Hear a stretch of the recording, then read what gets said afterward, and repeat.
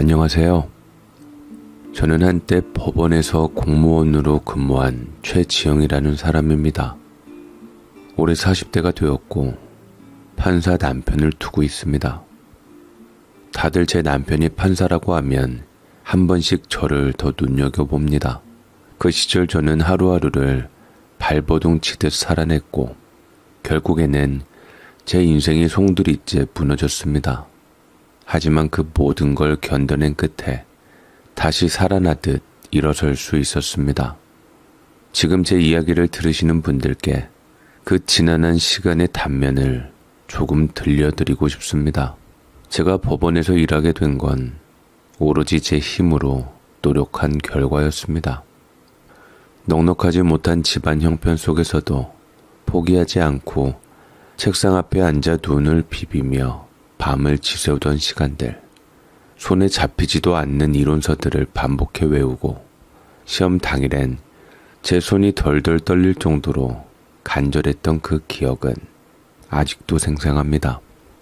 그렇게 저는 법원 공무원 시험에 합격했고 처음 배정받은 곳이 바로 남편이 근무하는 모 법원이었습니다.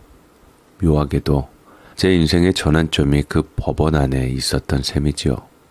그곳에서 저는 남편을 처음 만났습니다. 그는 저보다 8살 위였고 판사로서 주변의 존경을 받는 위치에 있던 사람이었습니다. 처음엔 그저 멀게만 느껴졌습니다.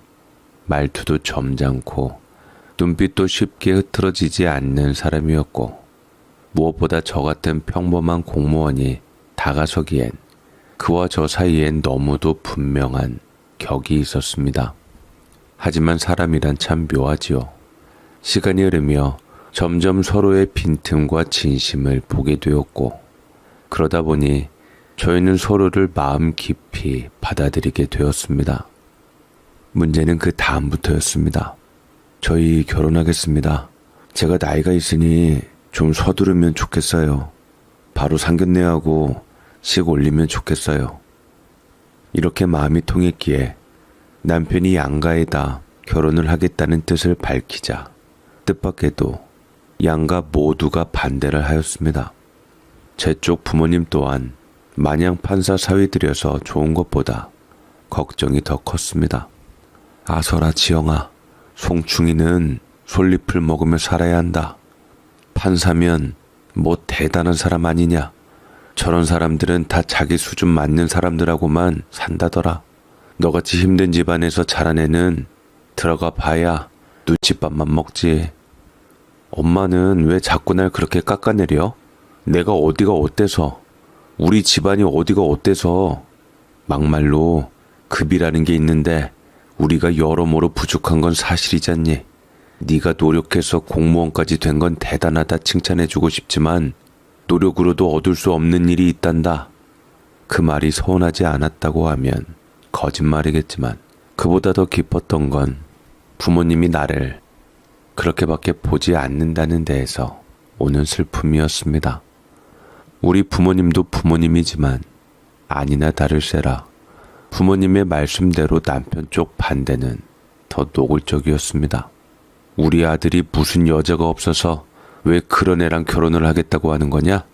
가진 것도 없고 백도 없고 공부해서 공무원 되었으면 그 수준에 맞는 사람 만나서 결혼하지 어딜 감히 우리 아들을 넘봐? 결혼은 절대 안 된다. 있을 수도 없고 있어서도 안 되는 일이야. 저에 대한 평가가 아니라 그들의 기준으로는 사람으로서의 등급을 나누는 듯한 말이었습니다. 그 말 한마디 한마디가 칼처럼 마음을 후벼 팠고 남편이 괜찮다고 해도 저는 스스로가 자꾸 작아지게 되었습니다. 하지만 남편은 물러서지 않았습니다. 그는 조용히 단호하게 말했습니다. 누가 뭐래도 나는 이 사람과 결혼할 겁니다. 그게 내 인생을 사는 방식이니까. 그 말이 제게 얼마나 큰 힘이 되었는지 모릅니다. 그 순간부터였을까요? 제가 무너진 인생을 딛고 다시 살아야겠다고 마음먹은 것도 그가 저를 있는 그대로 바라봐 주었기 때문이었습니다. 하지만 저희 두 사람은 말 그대로 온 세상을 다 잃는 한이 있어도 서로만은 지키겠다는 마음으로 결혼을 감행하였습니다. 형식보다 마음을 택한 결혼이었죠. 결혼식 날 하객들이 조용히 속삭이던 소리와 웨딩홀의 낯선 공기는 지금도 선명히 떠오릅니다. 안타깝게도 좌우를 둘러보아도 제 부모님도 시댁 어른들도 보이지 않았죠. 양가 어른들이 모두 참석을 거부했기 때문입니다. 사진 속에 저희 두 사람만 똑바로 서 있었고 신부 대기실에서도 어머니의 단 한마디 축복조차 들을 수 없었습니다. 저는 입술 안쪽을 깨물며 하객들 앞에서 애써 웃는 얼굴을 유지했습니다. 슬프지 않았다면 거짓말이지만 그보다 더 단단했던 건 제 손을 꼭 잡은 남편의 손끝이었죠. 그 손에 온기가 있었기에 저는 부끄럽지 않았고 억울하지도 않았습니다. 결혼 후 저희 부부는 서울 외곽의 조용한 동네 작은 빌라의 2층 집에 신혼살림을 차렸습니다. 좁았지만 햇살은 가득 잘 드는 곳이었어요. 그 방 안에서 나눈 웃음만큼 또한 어디 내놔도 부끄럽지 않았습니다. 밥솥 하나, 침대 하나, 소파는 친구가 쓰던 걸 얻어왔고 냉장고 옆 작은 선반 위에 제가 정성껏 담근 열무김치가 놓여 있었습니다. 저는 남편보다 먼저 일어나 주방을 정리했고 남편은 늘 식탁에 앉아 따뜻한 눈빛으로 절 바라보며 아침을 먹었습니다. 비록 부모님은 아무도 없었고 축의금 하나 들어오지 않은 결혼이었지만 남편과 저 둘만이 마주 앉은 밥상은 그 어떤 잔치상보다 따뜻하고 충만했습니다. 남편의 집은 그래도 사회적으로나 경제적으로나 그럴싸하다고 불릴 수 있는 집안이었습니다. 판사로 근무했기에 월급도 많았지만 남편이 부모님과 살았을 때 효자였던지 이제까지 번 돈을 다 부모님께 맡겨서 정작 남편은 돈이 많질 않았습니다. 더욱이 저와 결혼하면 집안 연을 끊겠다는 시댁 어른들의 단호한 말 앞이 깜깜했으나 그래도 남편은 나를 택하며 시댁 식구들하고 미련 없이 돌아섰습니다. 나와 결혼하면 돈도 가족도 없다.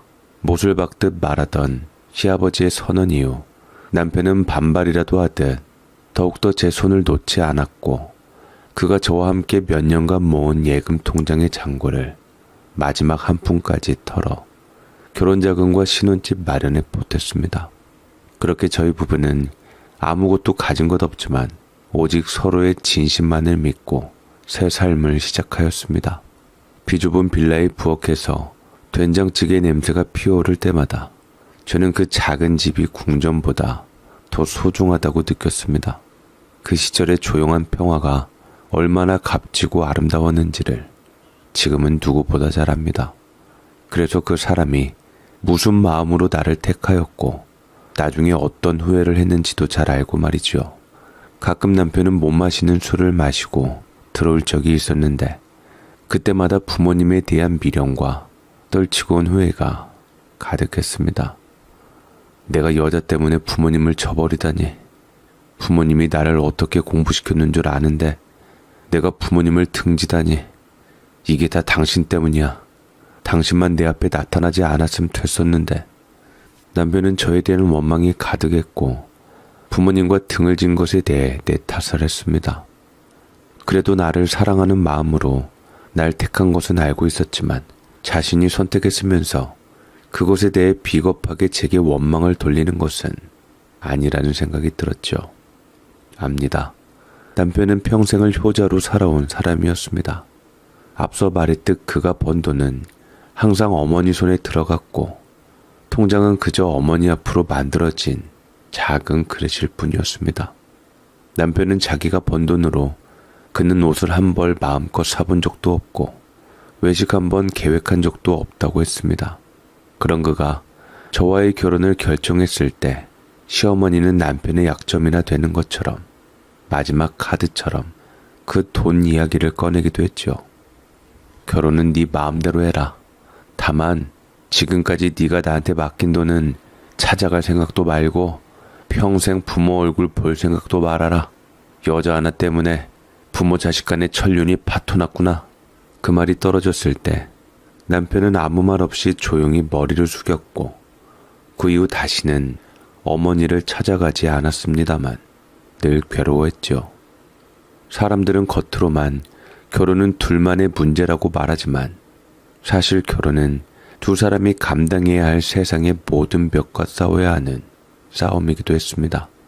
그 싸움에서 남편은 모든 것을 내려놓고 저를 선택해준 사람이었지만 저 역시 남편 상태가 그러니 마음이 편한 적이 단 한 번도 없었습니다. 그래서 저는 더 열심히 살아야겠다고 절대로 이 사람의 선택이 후회되지 않게 하겠다고 마음먹었습니다. 그러던 어느 날 제가 근무하던 법원에서 발령 통보가 날라왔습니다. 수도권에서 멀리 떨어진 작은 도시, 낯선 곳에 이름이 적힌 발령장이 제 손에 쥐어진 순간 저는 그 자리에서 말없이 입술을 굳게 다물 수밖에 없었습니다. 그 길로 집에 돌아와 발령 소식을 전했을 때 남편은 말없이 한참을 앉아있다가 천천히 긴 한숨을 내쉬었습니다. 그리고는 조용히 제 손을 잡고 말했습니다. 나는 당신이 그래도 계속 공무원을 했으면 좋겠어. 그건 돈 때문이 아니야. 나는 당신이 일하는 여자로 사는 게 더 멋있다고 생각해. 하루 종일 집에만 있는 사람보다는 자기가 뭔가 이루려는 여자가, 나는 그런 여자가 가장 아름답고 존경스러워 보여. 그 말에 저는 울컥했습니다. 속으로 그만두고 싶다는 마음도 들었지만 경제적으로도 많이 부족한 것도 사실이었기에 망설였지만 남편의 말 덕분에 그보다 먼저 저 자신이 이 일을 위해 얼마나 많은 걸 포기하고 견뎌왔는지를 떠올리게 되었습니다. 쉽게 말할 수 있는 일이 아니었습니다. 저는 남편에게 조심스럽게 웃으며 대답했습니다. 걱정 마. 당신이 그렇게 생각한다면 나도 그렇게 할게. 사실 나도 이 시험 준비하면서 얼마나 힘들었는지 당신은 알잖아. 그런데 지금 이대로 놓아버리면 나 자신한테 너무 미안할 것 같아. 남편은 고개를 끄덕이며 말했습니다. 그래, 잘 됐네. 그러면 당분간은 떨어져 살아야겠다. 그래도 나는 늘 당신 편이야. 매일 저녁에 전화라도 하자. 자기야, 보고 싶을 거야. 너무 아쉽다. 신혼이란 말이 무색할 만큼 짧았던 그 시간, 남편과 저는 결혼의 단꿈을 채 누리기도 전에 서로 다른 지역에서 떨어져 살아야 했습니다. 남편은 늘 말없이 참는 성격이었지만 이별을 앞둔 그날 밤만큼은 눈을 마주치지 못할 정도로 아쉬워하는 기색이 역력했습니다. 말로는 괜찮아, 우린 잘 해낼 거야 라며 웃었지만 그 웃음 뒤에 길게 이어지는 한숨이 자꾸만 제 마음을 쿡쿡 찔렀습니다. 저 역시 마음이 허전했습니다. 막 결혼했는데 이렇게 서로를 그리워해야 한다니, 혼자 밥을 먹고 혼자 자야 한다는 게 생각보다 훨씬 더 깊은 허기처럼 느껴졌습니다. 그래서 저는 잠시 고민했습니다. 어차피 아이를 가질 계획도 하고 있었고, 그렇다면 이번 기회에 그냥 공무원 일을 그만두는 건 어떨까? 그렇게 마음을 접고 남편 곁에 머무는 것도 괜찮지 않을까 하는 생각이 들었습니다. 하지만 남편은 저의 생각보다 훨씬 더 단단한 믿음을 갖고 있었습니다. 자신의 아내가 무언가를 이루며 살아가는 모습, 그 자체가 자랑스럽고 예뻐 보인다는 그의 말에 저는 결국 머리를 숙이고 고개를 끄덕였습니다.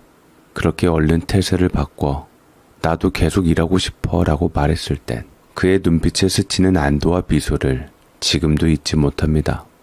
그때까지만 하더라도 저는 그 계기가 훗날 큰 문제가 되리라고는 상상도 못했죠.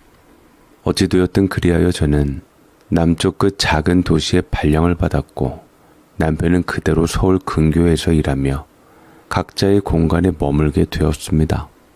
제가 정착한 곳은 여자들만 사는 오래된 하숙집이었습니다. 방음이 제대로 되지 않아 밤마다 누군가의 통화소리나 물 끓는 소리가 들려왔고 창틀엔 습기가 차 문풍지를 다시 덧대야 했습니다. 그럼에도 불구하고 제 마음은 매일같이 남편에게로 향했습니다. 남편과는 생각보다 자주 연락하지 못했습니다. 전화를 해도 남편은 항상 바빴고 그 사실을 누구보다 잘 아는 저는 나중에는 괜히 제가 연락을 자주 해서 그의 시간을 방해하지는 않을까, 피곤한 와중에 짐이 되진 않을까 싶어 늘 문자 몇 줄로 안부만 묻는 정도였고, 전화는 남편이 먼저 할 때까지 기다리는 일이 많았습니다. 그 시간이 점점 길어질수록 저는 하숙방 조그만 책상 앞에 앉아 휴대폰 화면만 바라보며 하루를 마감하곤 했습니다. 벨이 울릴까 귀를 곤두세우고 진동이 울릴까 침대 옆에 폰을 놓지 못한 채 잠들었던 날들이 생각해보면 너무 애틋했고 또 너무 외로웠습니다. 그때 저는 남편이 제 인생의 전부라고 믿었습니다. 그 사람이 웃으면 하루가 빛났고 그 사람이 전화하지 않으면 하루 종일 마음이 구겨진 셔츠처럼 펴지지 않았습니다. 어리석었다고 말하면 너무 단순한 말일지도 모르겠습니다. 그땐 정말로 사랑이 전부인 줄 알았고 그 사랑만 지키면 무엇이든 이겨낼 수 있을 거라고 믿었으니까요. 그렇게 저희는 가끔씩 얼굴을 마주하며 서로의 손을 꼭 잡고 짧은 시간에 최대한의 애정을 담아내는 아쉬운 신혼을 이어가고 있었습니다. 주말마다 시외버스를 타고 기약 없는 정류장에 서 있는 남편을 찾아가기도 했고, 그가 가끔 먼 지방으로 내려오면 낯선 방 안에서 허겁지겁 끓여낸 된장국에 밥 한 끼를 나눠 먹으며 부부라는 이름 하나로 버텼던 날들이었습니다. 그러던 어느 날 저는 몸에서 평소와 다른 신호를 느꼈습니다. 미세하게 올라오는 열감, 메스꺼움, 이유 없는 피로감. 제가 힘들어 보이니 동료들이 제 걱정을 해주었는데 그중 나이 많은 주사님이 제게 먼저 말을 하더라고요. 주영씨, 혹시 애 들어선 거 아니야? 아무래도 입덧 같은데 병원에 한번 가보는 게 좋을 것 같아. 아니에요. 아직은 애 가질 생각이 없어서. 그게 어디 사람 마음대로 되나? 아니면 약국 가서라도 얼른 검사해봐. 내가 볼 때는 임신이 틀림없어. 설마 처음에는 단순한 컨디션 저하일 거라고 넘겼지만 며칠째 그런 증상이 이어지자 조심스레 약국을 찾아가 테스트기를 샀습니다. 아직은 남편과 아이를 갖지 않기로 했어요. 경제적으로도 어려운 상황이었고 저와 남편이 멀리 떨어져 있기도 했고 나중에 부모님들이 마음이 풀어질 때 그때 아이를 가질 생각이었는데 이렇게 덜컥 생길 리가 없었습니다. 제가 아주 어린 나이도 아니었기에 임신이 쉽지 않으리라 생각을 했는데 작은 창에 선명하게 나타난 두 줄, 그 조그마한 손들이 저에게는 세상을 바꾸는 문장이었습니다. 아직은 원치 않은 아기였음에도 불구하고 갑자기 눈물이 났습니다. 걱정도 되는 와중에서도 기쁘고 또 무서웠습니다. 제가 엄마가 되다니, 한평생을 책임져야 하는 존재가 되다니, 무언가를 키워내는 몸이 된다는 건 상상 이상으로 엄숙했고 그 모든 무게를 어떻게 감당해야 할지 두렵기도 했습니다. 그보다는 기쁨이 더 컸습니다. 그래서 저는 고민하다가 가장 먼저 남편을 찾아갔습니다.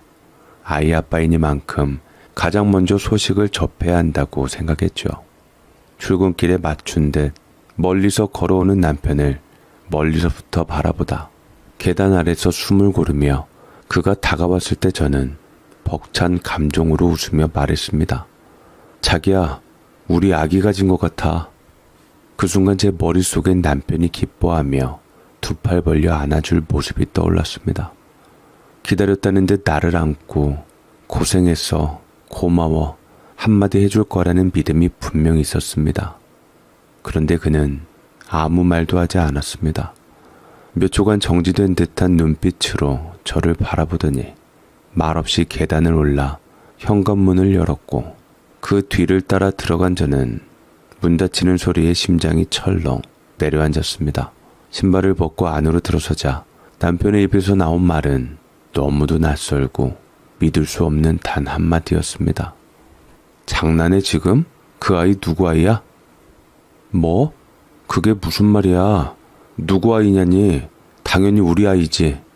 남편이 그 말이 제 귀에 들어왔을 때 처음엔 농담인 줄 알았습니다. 순간적으로 심장이 철렁 내려앉긴 했지만 설마 하고 웃으려 했습니다. 하지만 그의 눈빛은 한 점의 흔들림도 없이 차가웠고 입술은 바짝 말라 있었으며 손끝은 소파 가장자리를 세게 쥐고 있었습니다. 왜 그래 자기야? 왜 나 당신 아내인데 내 아이라면 당연히 당신 아이인 거잖아. 저는 목소리를 낮추며 조심스레 웃으려 했습니다. 어쩌면 오해일 거라 믿고 싶었고 다정했던 그 사람의 얼굴이 돌아올 거라고 간절히 바랬습니다. 하지만 남편은 고개를 돌리며 조용히 그러면서도 확신에 찬 어조로 말했습니다. 나는 당신이 임신할 만한 시기에 지방 출장이 있었어. 우린 그때 같이 있지도 않았잖아. 그 말에 저는 그대로 무너졌습니다. 그게 무슨 말이야? 무슨 소리를 하는 거야 지금? 다짜고짜 그렇게 몰아가는 남편의 말에 숨이 목에 걸려 올라왔고 제 손은 배를 감싸며 떨리고 있었습니다. 그 아이가 아직 작고 여리게 자리 잡았을 배를 손끝으로 감싸주는 순간 저는 온몸으로 이 억울함을 견디고 싶었습니다. 남편은 이미 모든 퍼즐을 짜맞춘 듯 행동했습니다. 통화 기록을 꺼내더니 자신이 그 시기에 누구와 있었는지를 증명하려 했고 결정적으로 자신은 병원에서 진단을 받은 적이 있다며 정상적인 임신이 어려운 체질이라고 그 말이 당신 뱃속 아이는 내 아이일 수 없다는 결론으로 연결되어 버렸습니다. 저는 정말이지 숨이 막혔습니다. 하숙방에서 쪽잠을 자며 당신과 나눈 짧은 밤이 제겐 얼마나 소중한 기억이었는지 내 안에 피어난 이 생명이 우리 둘의 시간 속에서 자라난 기적이었음을 나는 몸으로 마음으로 알고 있는데 남편은 그렇게 단 한순간에 모든 걸 믿지 않기로 결정해버렸습니다. 당신 혹시 우리 떨어져 있었을 때 다른 남자 생겼어? 난 지금도 당신이 누굴 만나는지 모르지만 적어도 이 아이는 내 아이는 아니야. 그 한마디가 제 모든 걸 뒤엎었습니다. 저는 두 눈이 시리도록 그를 바라보며 대체 무슨 말을 하는 거야? 당신 지금 그 말에 후회하지 않을 자신 있어? 나는 당신이 전부인 사람이야. 주말마다 우리가 같이 있었던 거 기억 안 나? 하고 말을 이었지만 남편은 대체 무슨 근거로 그런 판단을 내린 건지 끝내 제 말에 귀를 닫아버렸습니다. 결국 그날 밤 눈보라가 몰아치던 골목에서 저는 검정 코트 하나 달랑 걸치고 몇 벌의 옷을 가방에 챙긴 채 집을 나왔습니다. 남편은 그대로 시댁으로 본가로 들어가게 되었고 누군가의 아내였던 저는 그날 이후 아무의 아내도 아닌 사람이 되었습니다. 저는 도저히 인정할 수가 없어 남편의 본가까지 뒤쫓아갔지만 시어머니에 의해 그 동지섣달의 찬 얼음물을 맞으며 내쫓겨야 했고 그렇게 오들오들 떨면서 나는 그 치욕을 감당해야 했습니다. 다신 우리 집에 오지 말아라. 우리 정원이가 마음을 달리 먹은 데는 그만한 이유가 있겠지. 어디 감히 다른 사내의 아이를 가진 몸으로 우리 집에 뻔스럽게 발을 들일 생각을 해? 왜 제 말은 들어보지도 않고 정원 씨도 어머님도 제가 다른 남자의 아이를 가졌다고 생각을 하는데요? 나와서 유전자 검사해보면 되는 거잖아요. 왜 우리가 그때 동안 기다리며 너한테 기회를 줘야 하냐? 우리 정원이 판사다.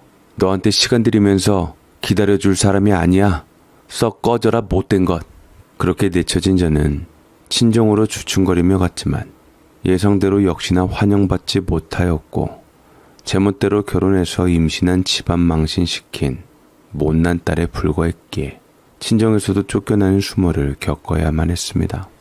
뱃속의 아이와 함께 그 밤을 견뎌내야 하는 어머니가 되었습니다.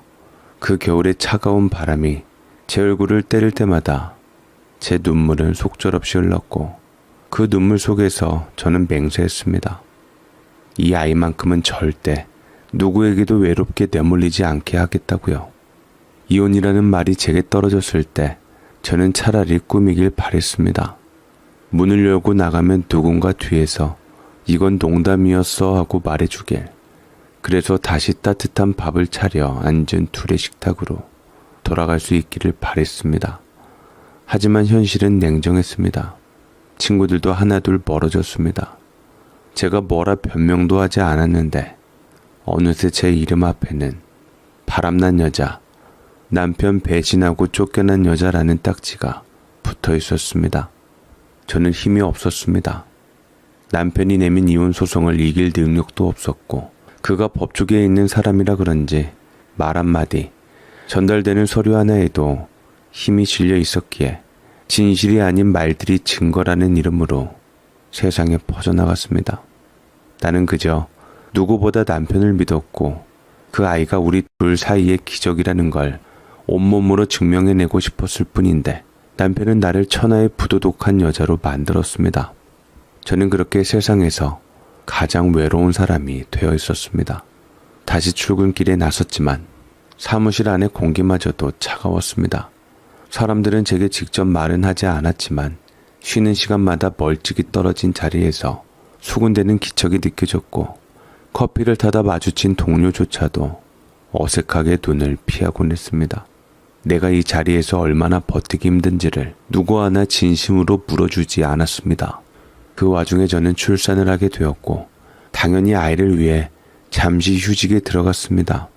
남편에게 아이가 당신의 아이라는 걸 증명하자고 너무나 억울한 마음에 시댁에 다짜고짜 쳐들어가서 유전자 검사라도 해보자고 손을 내밀었지만 남편은 시어머니 뒤에 숨은 채 비겁하게 나타나지 않았고 시어머니는 코웃음을 치며 이제 와서 뭘 증명하겠다는 거냐고 그렇게 말했습니다. 시어머니뿐만 아니라 시댁 식구들은 한술 더 가혹했습니다.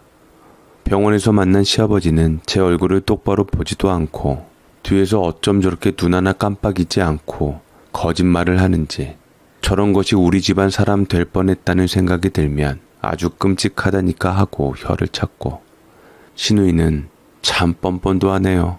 우리 오빠 판사 부인 자리가 그렇게 탐났어요? 라며 비난을 퍼부으며 제게 등을 돌려버렸습니다. 그렇게 저는 병실 한 구석에서 작은 보육기 안에 누운 아이의 얼굴을 바라보며 입술을 깨물었습니다. 한 손엔 출산 후 약봉지를 쥐고 있었고 다른 한 손엔 병원비 청구서가 들려 있었지요. 그래도 버텼습니다. 아이가 눈을 마주치고 입가에 작은 미소를 머금을 때면 이 작은 생명이 세상 무엇보다 소중하다는 걸 깨달았고 나는 이 아이의 엄마니까 누가 뭐래도 이 아이 곁을 지켜야 한다는 생각뿐이었습니다. 그래서 저는 소송을 시작하려다 포기했습니다. 아이를 떨어뜨려 놓을 수 없었습니다. 집에 돌아오면 숨도 돌릴 틈 없이 분유를 타고 밤중엔 열나는 아이의 이마를 재며 해열제를 챙겨야 했습니다. 잠이 부족해 눈이 퉁퉁 부어도 기저귀를 갈고 젖병을 소독하는 손은 쉼이 없었습니다. 그렇게 하루하루를 견디다 보니 소송은 점점 먼 얘기가 되었고 병원과 집만 오가며 생존하듯 살아가는 날들 속에서 저는 결국 법 대신 아이를 택했습니다. 진실을 밝히기보다 지금 내 옆에 있는 이 작은 생명을 지키는 게 저에게는 더 시급한 일이었으니까요. 시간은 정말 생각보다 더 느리게 그리고 빠르게 흘러갔습니다. 우리 애기 이제 엄마 하는 거야? 아이 이뻐라.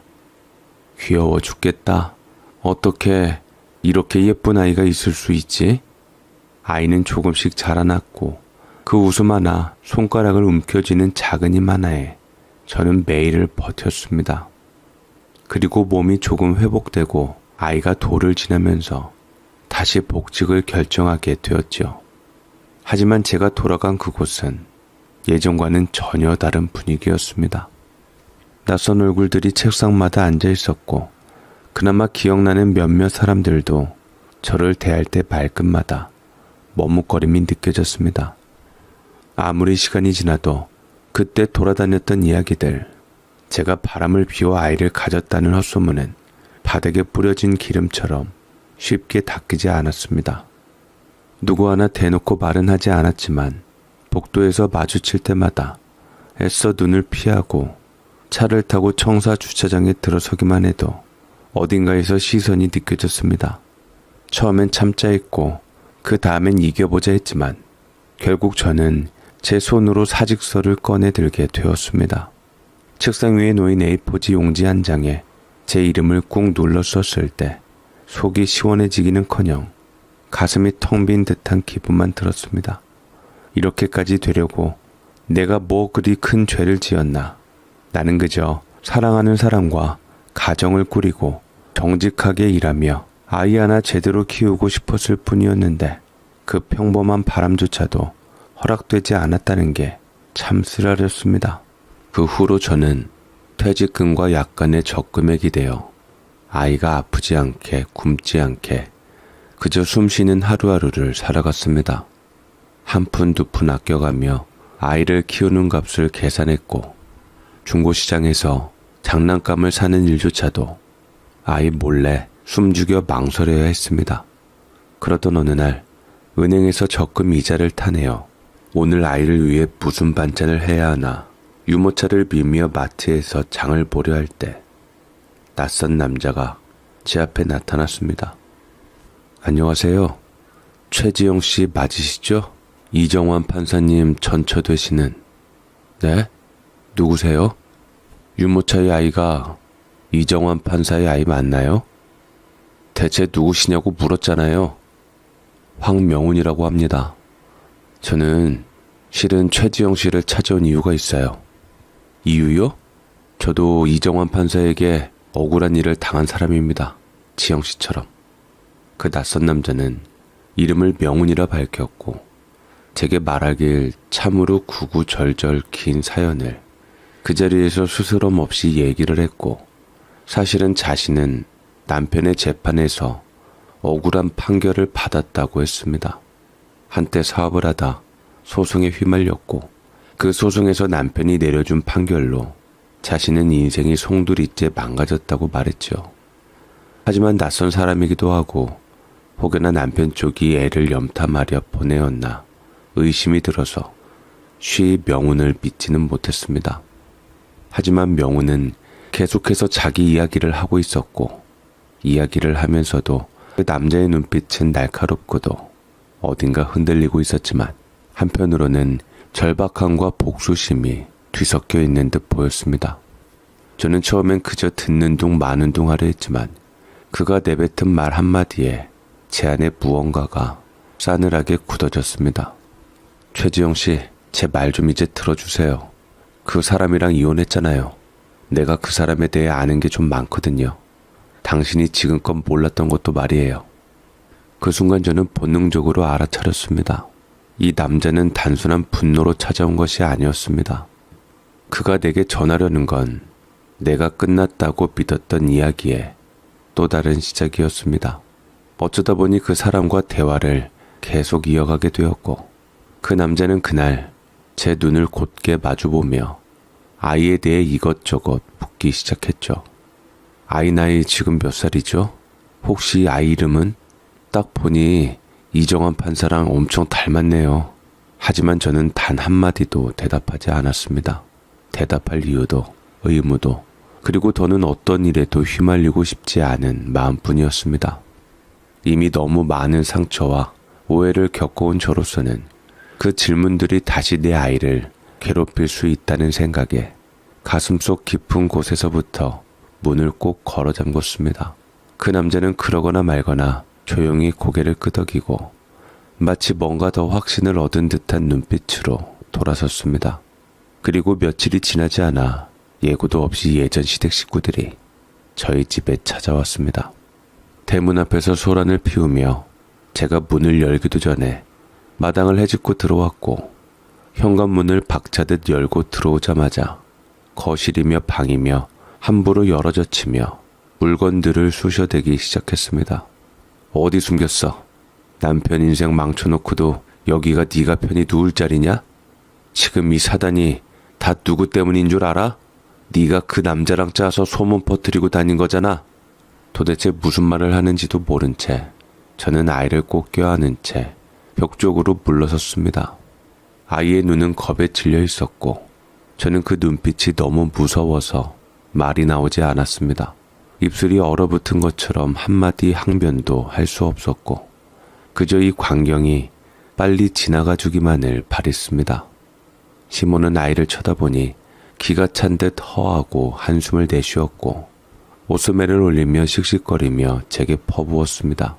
우리 정환이 재혼했다. 너랑 이혼한 다음에 반년도 못 되어서 대형 로펌 회장의 딸과 조용히 다시 재혼했어. 지금은 엄청난 고급 주택가에 살고 있다. 그 여자는 너랑 비교도 안 되는 대단한 여자야. 알아? 근데 괘씸하게도 네가 내 아들 발목을 잡으려 해? 그 사실조차 저는 남의 입을 통해 처음 들었습니다.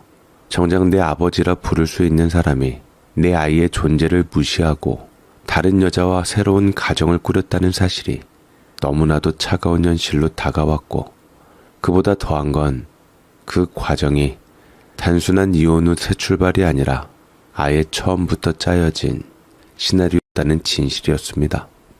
그 사람들이 나간 뒤 저는 쓰레기통을 뒤져 다시 찾은 명훈 연락처로 연락을 해서 혹시 시댁 식구들과 남편의 소식을 알고 있냐고 물었죠. 그러자 그 사람은 어렵지 않게 얘기를 했습니다. 여기서 최지영 씨가 알아야 할 건 한 가지예요. 새로운 여자와 이정환 판사, 그리고 시댁 식구들 사이에서 이미 오래전부터 말 못할 거래가 오갔다는 거. 제가 그것을 지영 씨한테 알리고 힘이 되어주려고 찾아간 것이었어요. 지영 씨는 이제부터 내가 알려주는 진실을 세상에 폭로해야 돼요. 지영 씨 아이를 지키려면. 명훈의 소리는 저를 얼어붙게 만들었고 많은 생각이 들게 만들었습니다. 전 남편에 관한 소문을 퍼뜨린 것은 명훈이었고, 나중에 알게 된 남편은 결국 그 일로 인해 그에게 명예훼손죄로 고소를 걸었고, 명훈 씨는 궁지에 몰리게 되었다고 합니다. 그런데도 그가 저를 찾아왔던 이유는 단지 복수 때문이 아니라 이 일을 겪은 당사자로서 저 역시 억울함을 알리고 싶은 거라고 믿었기 때문이었겠죠. 하지만 시댁 식구들은 그를 내가 보낸 자객처럼 몰아갔고, 저와 명훈 씨를 엮어 마치 우리가 한 패거리라도 되는 양 입에 담기 힘든 모략과 조롱을 퍼붓기 시작했습니다. 너희 둘이 짜고 지금 우리 집안 망하게 하려는 거잖아. 너 절대로 우리 아들 망치면 가만 안 둘 거야. 이번엔 진짜 끝장이다. 그 말들이 어찌나 독하고 날이 서 있던지 저는 한동안 온몸이 얼어붙은 채 그 자리를 지키고 앉아 있었습니다. 그러면서도 아이는 제 무릎에 얼굴을 파묻고 조용히 흐느끼고 있었죠. 그날 이후 저는 다시 결심을 했습니다. 내가 이대로 당할 수는 없다고. 이번엔 더는 참고 물러서지 않겠다고. 그날 집안을 마구 헤집고 나를 협박하듯 몰아세우던 시댁 식구들을 더는 참을 수 없었습니다. 저는 부엌으로 가서 소금 한 바가지를 퍼담았습니다. 그리고 현관문 앞에 다시 모여 득달같이 달려들던 그들에게 그 소금을 있는 힘껏 뿌렸습니다. 이게 마지막입니다. 다신 이 집 근처에도 얼씬대지 마세요. 내 인생 망가뜨려 놓고 이제 와서 무슨 자격으로 한두 번도 아니고 남의 집에 들어와 난리예요. 내가 언제까지 참고 살 줄 알았어요? 당신들이 짠 그 연극 이제 내가 끝낼 겁니다. 그 순간 저는 정말 모든 참을인이 바닥났습니다. 지금까지는 그저 아이가 아프니까, 내가 무너지면 아이가 다칠까봐 이를 악물고 견디기만 했던 것이었습니다. 하지만 이제는 아이가 무서워 우는 모습을 보는 것도, 제 억울함을 말할 기회조차 없이 사람들에게 손가락질 당하는 것도 더 이상은 용서할 수 없다는 생각이 깊게 박혔습니다.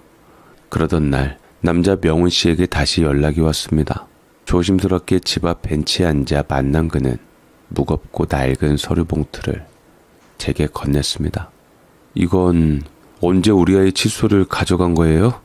제 질문에 명훈은 한숨을 쉬며 조용히 말했습니다. 지난번에 만났을 때 문 옆에 있던 쓰레기통에 아이 칫솔이 있더라고요. 이걸로 유전자 검사해서 예전 샘플이랑 비교했어요. 봉투 안에는 국립기관에서 발급된 친자 확인 검사 결과서가 들어있었습니다. 검사 결과 99.9 친자, 즉 제 뱃속에 있던 그 아이는 제가 믿었던 바로 그 사람, 제 전 남편의 아이가 분명했죠. 제 손이 떨렸습니다. 억울함이 아니라 더는 도망칠 수 없다는 확신이 밀려들었기 때문이었습니다. 명훈 씨는 또 다른 서류를 조심스레 내밀었습니다. 그리고 이건 당신 혼인 기간 중에 그 사람이 지금 부인하고 만난키로 시댁 식구들이 지금 부인과 자주 연락하며 당신을 내쫓기 위한 정황이 담긴 자료입니다. 통화 기록 녹취, 이제 다 증명할 수 있습니다. 저는 한동안 말이 나오지 않았습니다. 숨이 멎는 듯한 순간이었고 한참 후에야 떨리는 목소리로 말했습니다. 이걸로 뭘 해야 하죠? 그는 단호하게 말했습니다. 이걸로 양육비랑 위자료 피해 보상금, 무엇보다 부당하게 쫓겨난 것, 명예를 훼손당한 것, 혼인 중 배신당한 것까지 정식으로 소송 거세요. 이제 당신 차례입니다. 그 말에 저는 고개를 천천히 끄덕였습니다. 마침내 내가 사랑했던 사람에게 받은 상처에 내가 직접 책임을 묻겠다고 결심한 순간이었습니다. 그리고 무엇보다 내 아이가 더는 억울한 이름으로 불리지 않도록 그 아이의 어머니로서 제가 해야 할 일이 무엇인지 깨달은 순간이었습니다.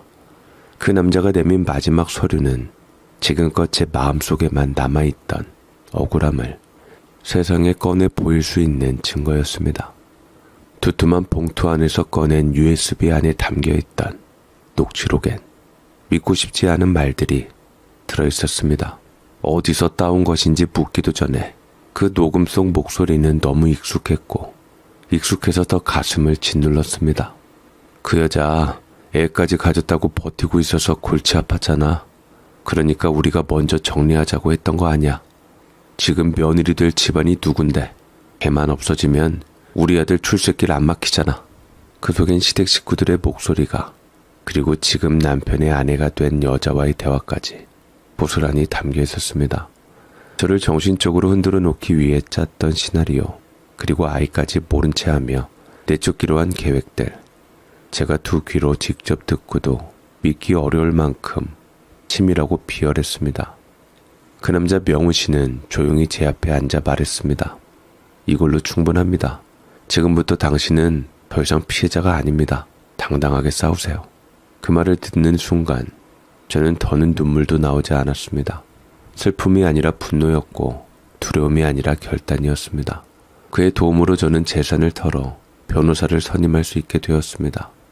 저는 전 남편에게 위자료를 청구했고 아이를 버리고 남을 나라 한 책임을 물어 양육비도 정식으로 요구했습니다. 그리고 단지 입으로만 험한 소리를 한 게 아니라 계획적으로 저를 배제하고 가정을 무너뜨린 시댁 식구들 모두에게도 위자료 소송을 걸 수 있게 되었습니다. 알고 보니 그 남자 명훈 씨는 원래 경찰이었더라고요. 하지만 몇 해 전 공직자로서 다루던 한 사건에서 상부의 압력에 반기를 들었다가 억울하게 누명을 뒤집어 쓰고 결국 내부 징계로 해임당한 상태였다고 했습니다. 그는 자신의 인생이 산산이 부서진 그날 이후 누구보다 억울한 사람들을 도와주겠다고 결심했고 제가 그 첫 대상이었죠. 저도 한 사람의 감정적인 판단으로 인생이 망가졌던 사람입니다. 그래서 누구보다 잘 압니다. 억울한 채로 살아가는 사람이 얼마나 고통스러운지. 그 말에 저는 천천히 눈을 감았습니다. 세상이 등을 돌려도 누군가는 이렇게 다시 손을 내밀어주고 있다는 사실이 제 마음 깊은 곳까지 따뜻하게 밀려왔습니다. 그 남자는 결국 억울하게 해임당했던 경찰직에 대해 끝까지 싸워 이겼습니다. 법원에서 그의 항소는 받아들여졌고 결국 그는 복직 허가를 받아내는데 성공했죠. 참으로 치밀하고 끈질기고 노력한 끝에 겨우 얻어낸 성과물이었지만 하지만 정작 복직이 가능해지자 명훈은 조용히 말했습니다. 나는 더 이상 나라밥 먹고 살고 싶지 않습니다. 복직을 위해서 싸운 게 아니라 나는 그저 내 억울함을 풀기 위해서 시작한 싸움이에요. 그러니 지영 씨도 지지 마세요. 이길 수 있습니다. 그 말이 참 단단하게 느껴졌습니다. 수년 동안 지켜오던 제복을 벗고 그는 묵묵히 한 발짝 물러섰습니다. 그 후 얼마 지나지 않아 제 동네에서 그리 멀지 않은 도심 외곽에 작고 단정한 카페 하나를 열었습니다. 오래된 주택을 개조한 그 공간은 잔잔한 음악이 흐르고 커피향이 진하게 퍼지는 따뜻한 곳이었습니다. 하루에 손님이 그리 많지는 않았지만 찾아오는 이들에겐 조용한 위로가 되는 공간이었고 무엇보다 저와 아이에게도 그런 곳이었습니다. 아이를 유모차에 태우고 산책을 나갔다가 그 카페에서 함께 시간을 보내는 일이 점점 많아졌습니다. 처음엔 어색하게 인사하던 아이도 조금씩 말을 트기 시작하면서 그를 삼촌이라 부르기 시작했습니다. 삼촌, 오늘도 핫초코 있어요? 삼촌, 내 그림 봐봐요. 내가 삼촌을 그린 거예요.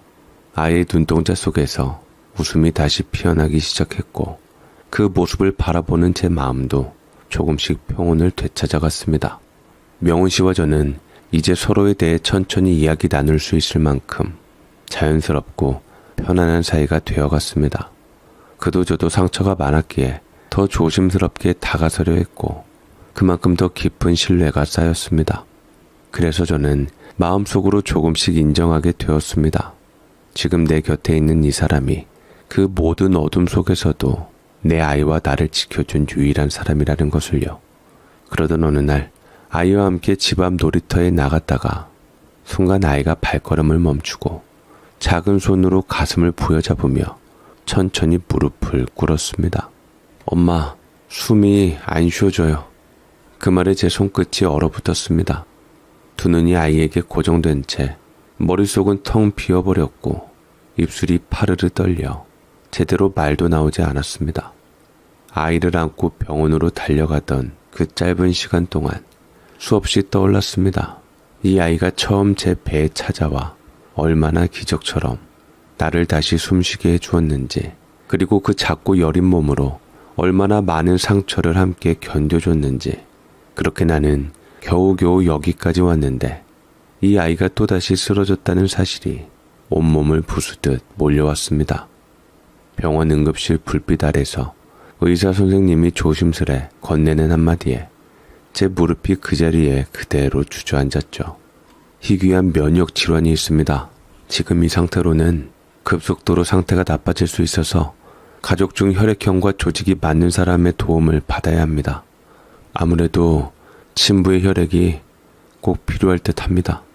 그 말은 곧장 저를 지나쳐 내가 가장 피하고 싶었던 이름으로 향하고 있었습니다. 전 남편, 모든 진실이 드러난 후에도 한 번도 사과하지 않았고 법정에서도 단 한마디 변명 없이 침묵만 하던 사람, 그 사람에게 또다시 도움을 청해야 한다는 현실이 이보다 더 쓰라릴 수 없었습니다. 그래도 어쩌겠습니까? 이 아이가 내 전부이고 내 심장이며 내가 살아가는 이유인데 내 자존심 따위가 무슨 소용이 있겠습니까? 저는 고민하다가 아이를 살리려면 자존심이고 상황이고 다 생각할 틈이 없었기에 그날 밤 손수 쓴 편지 한 장과 함께 전 남편에게 연락을 했죠. 전화기 너머 그의 목소리가 나온 순간 제 입술은 바짝 말라 있었고 심장은 물속에 가라앉은 돌처럼 무겁게 뛰고 있었습니다. 최지영입니다. 소송 다 포기할게요. 당신한테 뭘 바라지도 않을게요. 제발 우리 아이만 살려주세요. 정말 부탁이에요. 그 말이 끝난 뒤 한참 동안 아무 대답도 들려오지 않았고 저는 그저 숨죽인 채 기다렸습니다. 그리고 그가 조용히 내뱉은 말, 알았어. 병원 어디야? 그 순간 그의 말이 고마워서가 아니라 그 말 하나로 우리 아이가 살 수 있다는 사실에 저는 그대로 전화기 앞에서 눈물이 쉴 새 없이 떨어졌고 며칠 뒤 전 남편은 조용히 병원으로 왔습니다. 병원 복도에 들어설 때 그를 본 아이는 눈을 동그랗게 뜨고 바라보았지만 그가 아버지라는 사실은 모른 채 의사의 손에 이끌려 검사실로 들어갔습니다. 그는 더 이상 아무 말도 하지 않았습니다. 모든 검사가 끝날 때까지 묵묵히 기다렸고 의사에게 필요한 혈액과 조직이 완벽히 일치한다고 들은 뒤에도 표정 하나 바뀌지 않았습니다. 그가 병실을 떠나기 전 저는 조심스레 한마디를 건넸습니다. 우리 아이 살리는데 협조해줘서 정말 고마워요. 전 남편은 한동안 아무 말도 없이 많은 생각을 하며 저를 보는 듯 하다가 이내 고개를 들지 않고 조용히 말했습니다. 고맙긴 내 아이였는데 이제야 실감이 나네. 그 말엔 슬픔도 후회도 무엇 하나 분명한 감정이 담겨 있지 않았지만 그보다도 조금은 늦게 도착한 책임감 같은 게 담겨 있었던 것 같습니다. 자기 아이 아니라고 딱 잡아뗄 때는 언제고 참으로 무심하고 변덕스러운 전 남편이었고 그것이 원망스러웠지만 지금은 남남이고 왼수가 된 이상 도리어 그냥 감사한 마음만 가져야 할 때였습니다.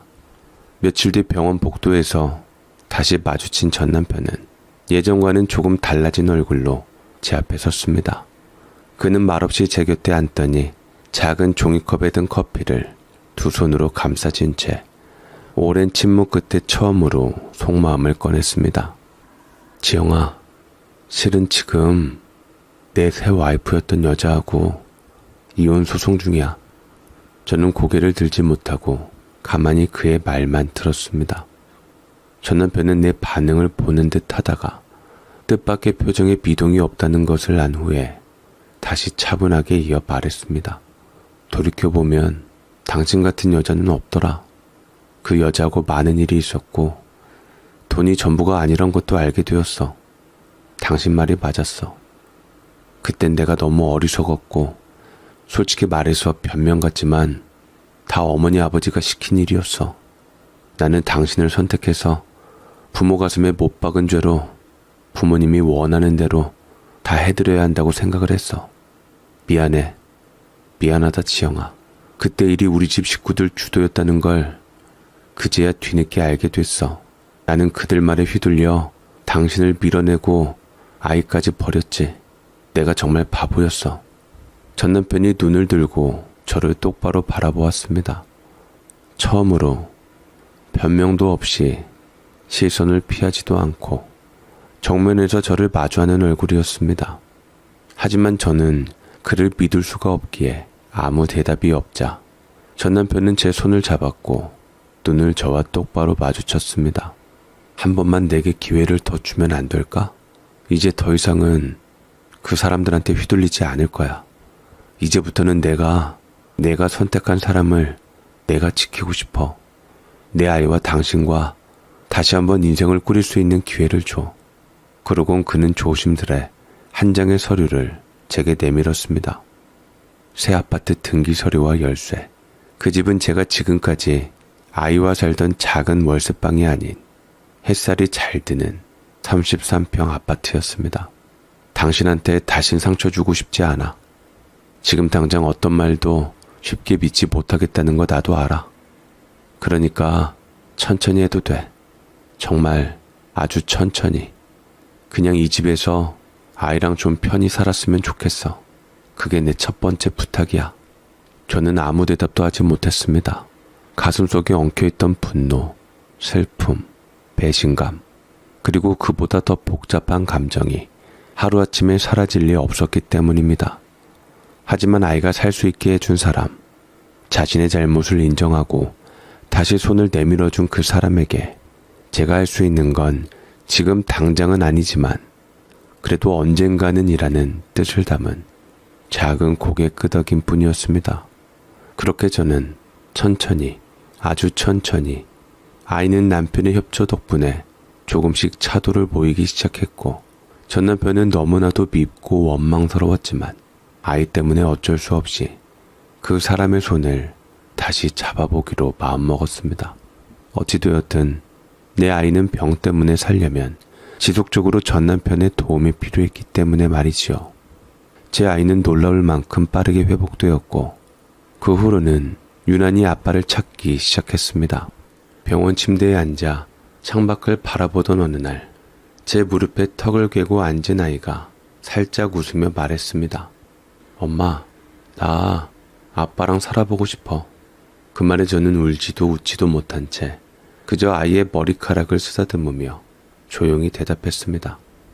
그래, 그러자. 그게 네가 진짜 원하는 거라면 엄마는 지켜봐 줄게. 네가 원하니까 엄마는 들어줄 수 있어. 아이는 전에 없던 구김살 없는 환한 웃음으로 저를 안아주었고 그렇게 우리 셋은 완전히 잊지 못한 과거 위에 조심스럽고 더딘 그러나 확실한 두 번째 시작을 그려나가기 시작했습니다. 결국 저는 전 남편과 다시 함께 사는 삶을 선택했습니다.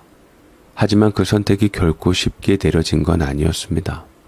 사람들은 종종 그래도 아이 아버지니까 라는 말로 저의 결정을 이해하려 했지만 그 말 속에 담기지 않은 복잡하고 아픈 감정들이 제 안엔 여전히 자리하고 있습니다.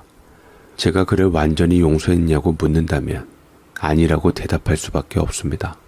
너무 많은 시간과 상처가 있었고 그 상처를 꿰매는 데는 단순한 말이나 사과만으론 부족하다는 걸 저는 누구보다 잘 알고 있기 때문입니다. 하지만 남편은 달라지려 노력하고 있다고 믿고 있습니다. 약속대로 시댁 식구들과는 연락을 끊었고 모든 갈등의 시작점이었던 그 사람들로부터 스스로 거리를 두었습니다. 또 판사직도 내려놓고 지금은 로펌 소속 변호사로 일하며 보다 사람 냄새 나는 일에 집중하겠다는 말을 꺼내기도 했습니다. 그가 그렇게 변하려는 모습을 보고 저는 아이를 위해서라도 그 손을 다시 잡아보기로 한 겁니다. 그리고 명훈 씨와는 결국 헤어졌죠. 그 사람은 제게 너무도 고마운 존재였고 삶이 무너졌을 때 따뜻하게 손을 내밀어준 은인 같은 사람이었습니다. 하지만 아이가 아빠를 원했고 남편이 다시 아버지로서 제 몫을 다하겠다고 다짐한 지금 저는 그 선택 앞에서 제 감정을 억누를 수밖에 없었습니다. 명훈 씨는 끝까지 조용히 웃으며 말했습니다. 지영 씨가 행복하면 그걸로 충분해요. 그게 진심이에요. 당신의 선택을 존중하니까 내게 그 어떤 미안함도 자책감도 갖지 마세요. 당신이 아이와 함께 웃으며 살아가기를 진심으로 바라겠습니다. 그 말이 얼마나 가슴 아프게 들렸는지 아마 그는 몰랐을 겁니다. 남편과 저는 결혼식을 다시 올리지는 않았습니다. 하지만 그보다 더 무겁고 진실된 마음으로 다시 가족이 되자는 서약을 나눴습니다. 형식보다 중요한 건 서로를 향한 진심이라고 남편이 조심스럽게 꺼낸 말에 저는 말없이 고개를 끄덕였지만 솔직히 아직도 마음 한편은 흔들립니다. 왜냐면 한번 배신에 동조한 사람은 언제든 또다시 그 틈으로 빠져들 수 있다는 불안이 아직도 제 마음 어딘가에 살아있기 때문입니다. 그래도 남편은 바쁜 시간 쪼개가며 퇴근 후에는 같이 책을 읽어주며 이전엔 한 번도 보여준 적 없던 사람으로 변해가고 있습니다. 그 모습을 볼 때마다 이 사람이 정말 변하려는 걸까? 정말 다시 믿어도 되는 걸까? 저는 조용히 그러나 간절히 마음속에서 그 답을 찾고 있습니다. 거짓과 오해로 무너졌던 그 믿음, 다시 쌓을 수 있을지는 모르겠습니다. 하지만 아이가 웃으며 아빠라고 부르는 그 목소리를 들을 때면, 그리고 남편이 조용히 제 손을 덥석 잡고 말없이 웃어줄 때면 조금씩, 정말 아주 조금씩 마음이 열리는 걸 느끼기도 합니다. 어떻게 그런 일을 당했으면서 전 남편이랑 재결합할 생각을 했느냐. 고구마같이 제가 답답할지도 모르겠고 돌이켜봐도 참으로 어리석은 선택일 수도 있기에 누구에게도 쉽게 꺼내기 어려운 이야기였습니다. 하지만 용기를 내어 이렇게 말로 풀어낼 수 있다는 것만으로도 제게는 큰 위로가 되었습니다. 제 사연 읽어주셔서 감사드립니다.